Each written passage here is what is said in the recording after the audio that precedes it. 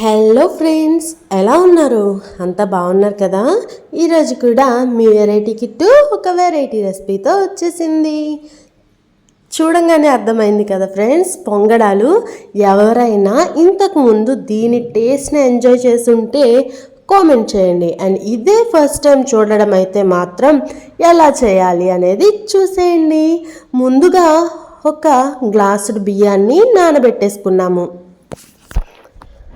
So ఇలా 2-3 గంటలు నానిన బియ్యాన్ని మిక్సీ గిన్నెలో వేసి చక్కగా గ్రైండ్ చేసేయండి. అయితే వాటర్ చాలా తక్కువ మాత్రమే వేసుకొని గ్రైండ్ చేయాలి. తర్వాత కొంచెం యాలకులు అంటే ఒక 4-5 వేసుకుంటే సరిపోతుంది. అలాగే బెల్లాన్ని కూడా ఇలా తురిమేసుకున్నా పర్లేదు, ముక్కలుగా చేసుకున్నా కూడా పర్లేదు. అయితే మనకి త్వరగా కరిగేలాగా అయితే మాత్రం చేసుకోవాలి. చూసారా, కొన్ని వాటర్ పోసి మనం బెల్లాన్ని కరిగించేసుకోవాలి. సో బెల్లం పాకంగా రాకూడదు, ఓన్లీ ఆ వాటర్లో మనం వేసిన బెల్లం అనేది కరిగేలాగా వేడి చేస్తే చాలు. ఆ తర్వాత ఎండు కొబ్బరి తీసుకొని చిన్న చిన్న ముక్కలుగా వేసుకోండి. ఆ ఫ్లేవర్ బాగుంటుంది. అలాగే తినేటప్పుడు ఈ ఎండు కొబ్బరి రుచి కూడా చాలా బాగుంటుంది. ఒకవేళ ఎండు కొబ్బరి అందుబాటులో లేకపోతే పచ్చి కొబ్బరి అయినా సరే వేసుకోవచ్చు.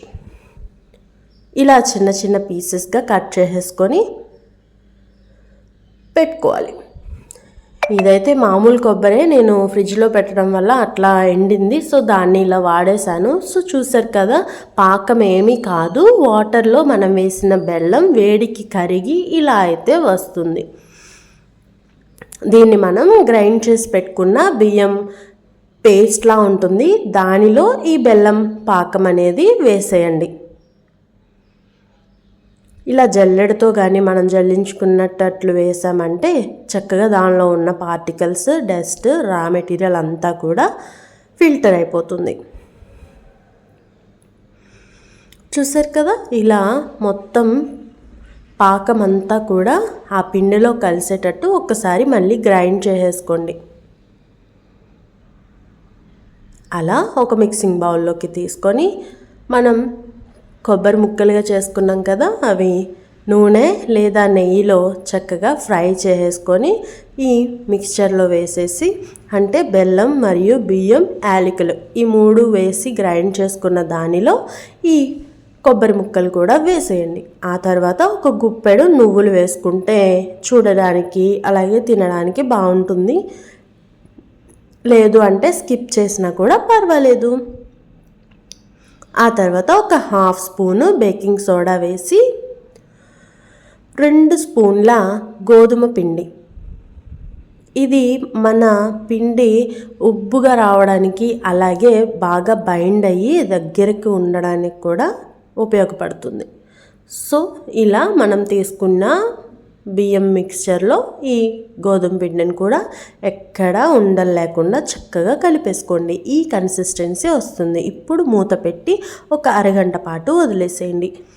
చూసారు, మనం బేకింగ్ సోడా అది వేసాము, అలాగే బియ్యం నాని ఉంది కాబట్టి ఇలా వచ్చేస్తుంది. అదే నైట్ ఇలా వదిలేసి పొద్దున్నే వేసుకుంటే మాత్రం అసలు చాలా అంటే చాలా రుచిగా అలాగే ఉబ్బెత్తుగా ఎంత బాగుంటాయో. సో అప్పటికప్పుడు చేసుకునేటట్లయితే ఒక అరగంట మాత్రం పక్కన పెట్టేసి ఇలా ఉంచేయాల్సిందే. చూసారు కదా, ఇలా అయితే వచ్చేస్తుంది, కొంచెం దోశ బ్యాటర్ లాగా. సో అలా గట్టిగా ఉన్న పిండితోనే మనం బూరెలు లాంటివి వేసుకోవచ్చు. ఇదైతే కొంచెం వాటర్ కలిపేసి కొంచెం లూజ్గా చేసుకున్నాము. ఇవి పొంగడానికి పనికొస్తుంది. సో ఇలా డీప్ ఫ్రైకి సరిపడినంత ఆయిల్ తీసుకొని చిన్న చుక్క వేసి టెస్ట్ చేసుకుంటే అది పైకి తేలిన తర్వాత మనం తీసుకున్న దాన్ని గుంట గరిటె మాత్రమే వాడాలి. అది ఒక గరిటెడు వేసి ఇలా స్ప్రెడ్ చేసి పల్చగా వేసామంటే పైకి ఉబ్బెత్తుగా వస్తుంది. సో పక్కన పడిన ఈ చిన్న చిన్న చుక్కలు ఉన్నాయి కదా, ఇది అంతా పక్కకు తీసేయండి, లేకపోతే అవి మాడిపోయి మళ్ళీ దీనికి అంటుకోవడం వల్ల కొంచెం చిరాగ్గా ఉంటుంది కదా. చూసారా, పొంగడాలు ఎంత బాగా వచ్చిందో కదా. సేమ్ ఇలానే అటు ఇటు కూడా చక్కగా బ్రౌన్ కలర్ వచ్చేంత వరకు కాల్చి పక్కన పెట్టేసుకోండి. ఇంకా మిగిలిన పిండితో వేసేసుకోవడమే. సో మళ్ళీ ఒకసారి చూపించడం కోసం ఇలా వేస్తున్నాను. ఇలా పల్చగా వేసినట్లయితే చక్కగా ఇలా పైకి ఉబ్బుగా వస్తుంది. సేమ్ మనం పూరీని ఎలా అయితే ఒత్తుతామో నొక్కుతూ పైకి లేపుతాం కదా, అలానే ఇది కూడా చేయాల్సిందే. ఇది గట్టిగా ఉన్న పిండి అనమాట. చెప్పాను కదా, గట్టిగా ఉన్నప్పుడు వేసామంటే బూరెల్లా వస్తాయి అని చెప్పి. ఈ బూరెలు కూడా తినడానికి చాలా బాగుంటాయి. కాకపోతే కొంచెం టైం తీసుకొని మీడియం ఫ్లేమ్లో ఉడికించేయాలి. అటు ఇటు తిప్పుకుంటూ ఒకవైపు కాలిన తర్వాత ఇంకో వైపుకి తిప్పుకొని లోపల చక్కగా ఉడికేటట్లు మీడియం ఫ్లేమ్లో పెట్టి ఒక్క పావు గంట పాటు ఉడికించేయాల్సిందే. సో మంట తక్కువగా ఉంటే ఒక అరగంట పెట్టండి, లేదు అంటే పావు గంట సేపు సరిపోతుంది. సో లోపల వరకు కూడా ఉడికేలాగా ఒక చిన్న మధ్యలో ఘాట్ అయితే పెడితే లోపల ఉడుకుతుంది. సో ఇలాంటి బూరెలు అయితే రెడీ.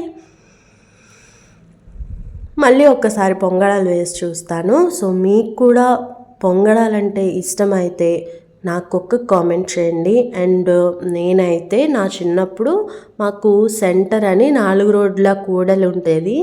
స్కూల్ నుంచి వచ్చేటప్పుడు అక్కడ ఒక పొంగడం రూపాయి ఉండేది. రూపాయి పొంగడం కొనుక్కొని ఇంటికి వచ్చి తినేదాన్ని. చాలా బాగుండాయి. మా అమ్మమ్మతో వెళ్ళినా సరే మా అమ్మమ్మ కొని ఇచ్చేది. నాకు అట్లా తెలుసు అనమాట ఈ పొంగడాలు. సో ఇప్పుడైతే మా పిల్లలకి నేను చేసి పెడుతున్నాను, ఎందుకంటే బయట చాలా తక్కువగా అమ్ముతున్నారు కదా. సో మీ కాలంలో పొంగడాలు మీ లైఫ్లో ఎలాంటి రోల్ ప్లే చేసాయి అనేది నాకు చెప్పండి. అలాగే ఫస్ట్ టైం ఛానల్ని చూస్తే సబ్స్క్రైబ్ చేస్తారు కదా. అండ్ వీడియో కనుక నచ్చితే లైక్ చేసి షేర్ చేయండి. Thank you for watching.